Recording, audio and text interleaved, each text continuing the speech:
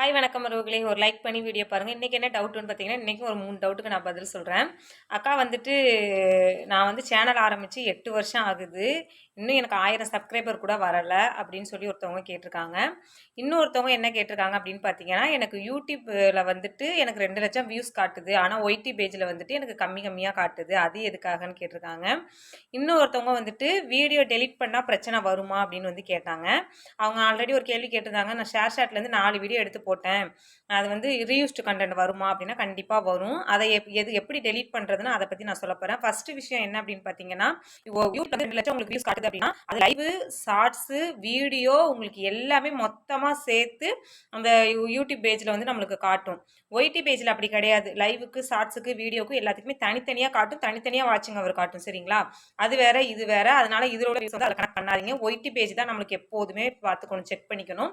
2வது விஷயம் என்ன அப்படின்னு பார்த்தீங்கன்னா, 8 வருஷம் ஆயிடுச்சு. எனக்கு இன்னும் சேனலில் வந்து 1000 சப்ஸ்கிரைபர் கூட வரலை.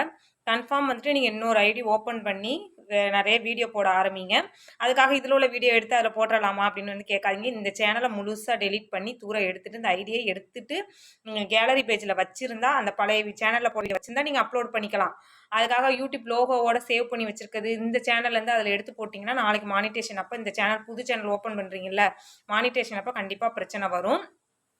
இன்னொன்று என்ன கேட்டிருக்கீங்க அப்படின்னா, 4 வீடியோ இருக்குது, எனக்கு 10 வீடியோ இருக்குது, இதெல்லாம் நான் எப்படி டெலீட் பண்ணுறதுன்னு கேட்குறீங்க. மொத்தமாக ஒரே நாளில் டெலீட் பண்ணுங்க. டெலீட் பண்ணீங்க அப்படின்னா ஒரு சேனல் வந்து கொஞ்சம் கொஞ்சமாக டவுன் ஆக ஆரம்பிக்கும். இன்னைக்கு ஒரு வீடியோ டெலீட் பண்ணுறீங்க அப்படின்னா இன்னும் ஒரு 2 நாள் கழிச்சு ஒரு வீடியோ டெலீட் பண்ணுங்க. அந்த மாதிரி பண்ணினீங்கன்னா ஒன்றும் உங்களுக்கு ப்ராப்ளம் வராது.